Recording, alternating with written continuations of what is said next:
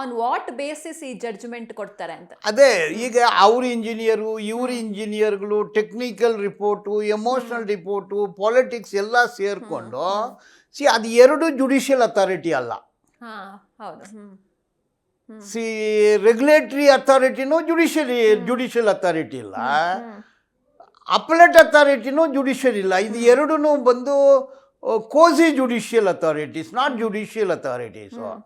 So ಈ ಕಡೆ ಆ ಕಡೆ ಕೊಡ್ತಾರೆ. ಈಗ ಸುಪ್ರೀಂ ಕೋರ್ಟು ಒಂದು formula pro rata basis. Pro rata basis ಅಂದರೆ ಎಷ್ಟು ನೀರು ಬರುತ್ತೆ, 30% ಕೊಡಿ. ತಮಿಳ್ನಾಡವರು ವಾದ, ಅಲ್ಲಿರೋ ಲೀಗಲ್ ಎಕ್ಸ್ಪರ್ಟು ಒಂದು ವಾದ ಮಂಡಿಸ್ತಾರೆ, ಇಲ್ಲಿರೋ ಲೀಗಲ್ ಎಕ್ಸ್ಪರ್ಟು ಒಂದು ವಾದ ಮಂಡಿಸ್ತಾರೆ, ಅಲ್ಲಿರೋ ಇಂಜಿನಿಯರ್ಸು ಒಂದು ಇನ್ಪುಟ್ ಕೊಡ್ತಾರೆ, ಇಲ್ಲಿರೋ ಇಂಜಿನಿಯರ್ಸು ಇನ್ನೊಂದು ಇನ್ಪುಟ್ ಕೊಡ್ತಾರೆ. ಸೊ ಈಗ 3500 ಕ್ಯೂಸೆಕ್ಸ್ ನೀರನ್ನು ಬಿಡಬೇಕು. ಅದು 29ನೇ ತಾರೀಕು ಬಿಡಬೇಕು ಅಂದು ಹೇಳಿದ ತಕ್ಷಣ Tamil Nadu started burning, Karnataka also started burning. ಹಾಗಂದ್ರೆ ಏನಾಗುತ್ತೆ, ಕಾವೇರಿ ಅನ್ನೋದು ಒಂದು ತಾಯಿ, Kaveri is a flower. Flower ತಾನೇ ಅದು, ತಾಯಿ ಅಂದರೆ ಫ್ಲವರು, ಕಾವೇರಿ ಅಂದರೆ ಒಂದು ಮಹಿಳೆ, ತಾಯಿ. ಸೊ ಈಗ ಏನು ಮಾಡ್ತಾರೆ, ರಾಜಕೀಯ ವ್ಯಕ್ತಿಗಳೆಲ್ಲ ಸೇರಿಕೊಂಡು ಫ್ಲವರ್ ಇಲ್ಲ, ಕಾವೇರಿ ಫ್ಲವರ್ ಇಲ್ಲ, ಫೈರ್ ಅಂತ ಶುರು ಮಾಡ್ತಾರೆ. ಇದು ಫೈರ್ ಎರಪ್ಟ್ ಆಗುತ್ತೆ, ರಾಜಕೀಯ ಮಾಡ್ತಾ ಇದ್ದಾರೆ. ಈಗ ಸ್ಟೇಟ್ ಕನ್ಸರ್ನ್ ಕರ್ನಾಟಕದಲ್ಲಿ ವಾಟರ್ ಬೇಕು, ಬೆಂಗಳೂರಿಗೆ ಕುಡಿಯುವ ನೀರು ಬೇಕು. ಸಿ ಪ್ರೈಮರಿಲಿ ನೀರು ಅನ್ನೋದು ಕುಡಿಯುವ ನೀರು, ಎರಡನೇದು ವ್ಯವಸಾಯ, ಫಸ್ಟ್ ಪ್ರೈಮರಿ. ಇಲ್ಲಿ ಬೆಂಗಳೂರನ್ನ ಬಿಟ್ಟರೆ ಕೋಲಾರ ಡಿಸ್ಟಿಕ್ನಲ್ಲಿ ಏನೇನೋ ಕಾಯಿಲೆಗಳು ಬರುತ್ತೆ, ನೀರಿನ ಕಾಯಿಲೆಗಳು. ಅಲ್ಲೆಲ್ಲ ಹಲ್ಲುಗಳೆಲ್ಲ ಬಾಗೇಪಲ್ಲಿ ಕೋಲಾರ ನೋಡಿದರೆ ಎಲ್ಲೋ ಕಲರ್ ಬಂದ್ಬಿಟ್ಟಿದೆ. ಅದರಲ್ಲಿ ಏನೇನೋ ಕೆಮಿಕಲ್ಸು, ಎಲ್ಲ ನ್ಯಾಚುರಲ್ ಕೆಮಿಕಲ್ಸು. ಸೊ ನೀರಿನ ಸಮಸ್ಯೆ ಅಲ್ಲಿದೆ. ಬೆಂಗಳೂರಲ್ಲೇ ಎಲ್ಲರಿಗೂ ಸಿಗ್ತಾ ಇಲ್ಲ. ಔಟ್ಸ್ಕಟ್ಟಲ್ಲಿ ಕಾವೇರಿ ನೀರಿಲ್ಲ, ಬರೀ ಬೆಂಗಳೂರು ಒಳಗಡೆ ಎಷ್ಟು ಅಪಾರ್ಟ್ಮೆಂಟ್ಗಳು ಕಟ್ಟಿದರೆ ಎಲ್ಲಿನೂ ಕಾವೇರಿ ವಾಟರ್ ಇಲ್ಲ.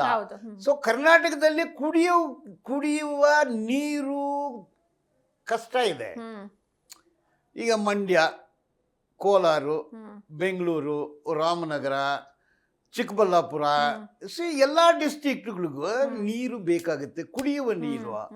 ಈಗ ನೀವು 3500 ಕ್ಯೂಸೆಕ್ಸ್ ವಾಟರನ್ನು ಕೊಡಿ ಅಂದರೆ, ಸೊ ನಾವು ಕುಡಿಯೋ ನೀರನ್ನು ಬಿಟ್ಟು ತಮಿಳ್ನಾಡಿಗೂ ಕಳಿಸ್ಲಿಕ್ಕೆ ಆಗತ್ತಾ? ಅವ್ರ ವಾದ ಏನು, ನಮ್ದು ಕುಡಿಯೋದೆಲ್ಲ ಏನು ತೊಂದರೆ ಇಲ್ಲ, 3 ಮಿಲಿಯನ್ ಏಕರ್ಸ್ ಆಫ್ ಲ್ಯಾಂಡು ಇದರಲ್ಲೇ ಆಧಾರ ಇದೆ ಎಂದು ಅವ್ರು ಹೇಳ್ತಾರೆ. ಸೊ ಇದು ನೇಚರ್, ಇದು ಒಳ್ಳೆ ಮಾನ್ಸೂನ್ ಇತ್ತು, ಒಳ್ಳೆ ನೀರಿತ್ತು, ನೀವು ತಗೊಳ್ಳಿ. ಒಳ್ಳೆ ಇಲ್ಲಿ ಮಾನ್ಸೂನ್ ಇತ್ತು, ನೀವು ತಗೊಳ್ಳಿ. ಅವ್ರದ್ದು ಏನಾಗುತ್ತೆ, ಫಸ್ಟ್ ಮಾನ್ಸೂನ್ ನಮ್ದು, ಎರಡನೇ ಮಾನ್ಸೂನ್ ಅವ್ರದ್ದು. ಅದರಿಂದ ಇಲ್ಲಿ ನೀರು ಬಿಟ್ಬಿಟ್ರೆ ಸೆಕೆಂಡ್ ಮಾನ್ಸೂನು ನೋಡಿ, ಆ ನೀರು ಇಲ್ಲಿ ಬರೋದಿಲ್ಲ, ಕರ್ನಾಟಕದಿಂದ ತಮಿಳ್ನಾಡು ಹೋಗುತ್ತೆ, ತಮಿಳ್ನಾಡಿಂದ ಕರ್ನಾಟಕ ಬರೋದಿಲ್ಲ. ಅಂದ್ರೆ ಅವರು ಅಪ್ಪರ್ ಹ್ಯಾಂಡ್ ಅಲ್ಲಿ ಇದ್ದಾರೆ, ನೀವು ನಮ್ಮ ನೀರು ಬಿಟ್ಬಿಡಿ ಅಂದು. ಈಗ ರಾಜ್ಯ ಡಿವೈಡ್ ಆಯಿತು. ಈಗ ಕನ್ಸರ್ನ್ ಆಫ್ ದಿ ಸ್ಟೇಟ್, ನೀವು ರಾಜಕೀಯ ಬಿಡಿ, ದ್ವೇಷ ಬಿಡಿ, ಲಿಂಗ್ವಿಸಮ್ ಬಿಡಿ, ಸಿನಿಮಾ ಬಿಡಿ, ದ್ವೇಷಗಳು ಬಿಡಿ, ಬಟ್ ನೀರು ಬೇಕಲ್ಲ. ಎಲ್ಲಿ, where is the sufficient water in Karnataka? ಇಲ್ಲೇ ನೀರಿಲ್ಲ. ಸೊ ನೀರನ್ನು ಕೊಡ್ಬಿಡಿ ಅಂದರೆ ಅದು ಹೆಂಗೋ ಅದು ಸಾಧ್ಯವಾಗುತ್ತೆ? ಅದು ಫಿಕ್ಸ್ಡ್ ಫಾರ್ಮುಲಾ ಹೆಂಗೆ ಮಾಡೋಕ್ಕಾಗತ್ತೆ? ನೀವು ಅವ್ರು ಹೇಳ್ತಾರೆ ಓಕೆ ಆಯಿತು, 30% ರಿಡಕ್ಷನ್ ಅಂದರೆ 30% ರಿಡಕ್ಷನ್ ಮಾಡ್ಕೊಳ್ಳಿ, ಅದು ಫಾರ್ಮುಲಾ ಬರೋದಿಲ್ಲ. ಸೊ ನಾನು ಏನು ಹೇಳ್ತೀನಿ ಅಂದರೆ, ಈ ಇಶ್ಯೂದಲ್ಲಿ ತಮಿಳ್ನಾಡು ಓವರ್ ಆ್ಯಕ್ಟ್ ಮಾಡ್ತಾರೆ, ಓವರ್ ರಾಜಕೀಯ ಮಾಡ್ತಾರೆ. ಕರ್ನಾಟಕದಲ್ಲಿ ಇವರು ಇದನ್ನು ಉಳಿಸ್ಕೋಬೇಕಲ್ಲ, ಇದು ನಮ್ಮ ನೀರು, ನಾವು ಕುಡಿತೀನಿ. ಕುಡಿಯೋ ನೀರು ಇಂಪಾರ್ಟೆಂಟು, ವ್ಯವಸಾಯ ನೀರು ಇಂಪಾರ್ಟೆಂಟ್ ಅಂದರೆ ಜನರಲ್ಲಿ ಕುಡಿಯೋ ನೀರು, ನಮಗೆ ಕುಡಿಯೋಕ್ಕೆ ನೀರಿಲ್ಲ, ಕಾವೇರಿ ನಮ್ಗೆ ಬೇಕಾಗುತ್ತೆ. ಸೊ ನೀವು ಇದು 320 ಕಿಲೋಮೀಟ್ರ್ ಹೋಗುತ್ತೆ ಹುಟ್ಟುದು, ಮತ್ತೇನೆ ನೀವು ನೀರು ಬರುತ್ತಲ್ಲ, ಅವರು ಯೂಸ್ ಮಾಡ್ತಾರೆ. So then both the state ಈ ರಾಜಕೀಯ ಮಾಡೋದು ಬೇಡ.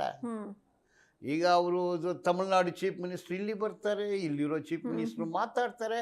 It is between chief minister. ಮತ್ತು ಏನು ಕನ್ನಡ ಪರ ಸಂಘಟನೆಗಳು ಕಾವೇರಿ ಅನ್ನೋದು ನದಿ, ಭೂಮಿ ತಾಯಿ, ಎಲ್ರಿಗೂ ತಾಯಿ. ಅದು ಕನ್ನಡ ತಾಯಿ, ಕನ್ನಡ ತಾಯಿ. ಬಟ್ ಕನ್ನಡ ತಾಯಿ ಎಲ್ಲರಿಗೂ ತಾಯಿನೇ. ಕನ್ನಡ ತಾಯಿ ನಮಗೆ ಬೇಕು, ನಿಮ್ಗಿಲ್ಲ ಅಂದರೆ ಅವರು ಕಾವೇರಿ ತಾಯಿ ಅಂತಾರೆ.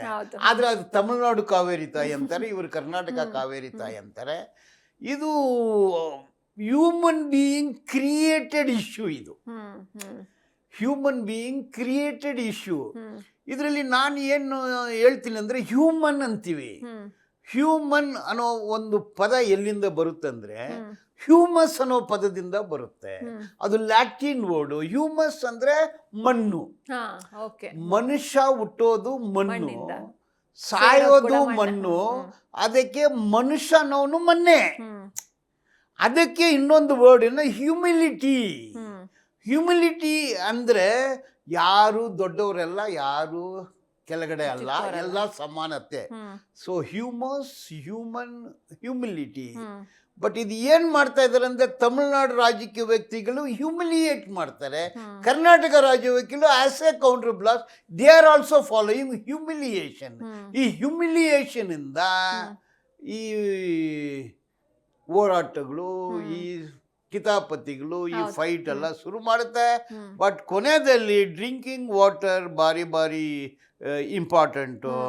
ಸೊ ಡೆಲ್ಟಾ ಇಶ್ಯೂನ ವ್ಯವಸಾಯ ಸೆಕೆಂಡ್ರಿ ಇಡಬೇಕು ಅಂತ ಹೇಳ್ತೀನಿ ನಾನು. ಸರ್, ಈಗ ಮತ್ತೊಂದು ಕಡೆ ಈ ರೀತಿ ವಿವಾದಗಳು, ಈ ರೀತಿ ಸಮಸ್ಯೆ ಯಾವಾಗೆಲ್ಲ ಕರ್ನಾಟಕದಲ್ಲಿ ಮಳೆ ಕಮ್ಮಿ ಆಗುತ್ತೋ ಆಗ ಈ ರೀತಿ ವಿವಾದ ಹುಟ್ಕೊಳ್ಳುತ್ತೆ.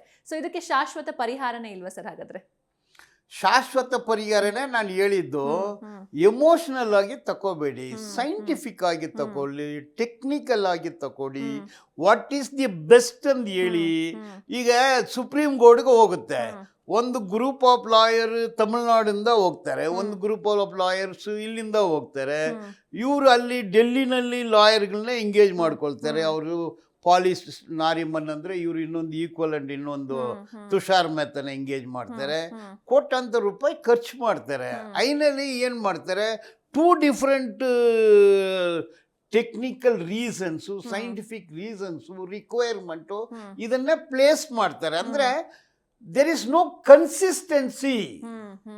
ಒಂದೇ ದೇಶ, ಒಂದೇ ನತಿ, ಒಂದೇ ಜನರು, ಒಂದೇ ಮತ, ಭಾರತ ಒಂದೇ ಮಾತ, ಭಾರತ ಮಾತ. ಇದರಲ್ಲಿ ಯಾಕೆ ಬೇರ್ಪಡಿಸ್ಕೊಳ್ತಾರೆ? ಈ ದ್ವೇಷ ಯಾಕೆ? ನಾನು ಹೇಳೋದ್ರಲ್ಲಿ ರಾಜಕೀಯ ಮಾಡೋದನ್ನ ಬಿಟ್ಬಿಡ್ಬೇಕು ಫಸ್ಟ್. ಹೌದು. ಎರಡನೇದು, ಇದು ನಮಗೆ ಸ್ವಂತ ಅಂದು ಹೆಗುಮನಿ ಬೇಡ.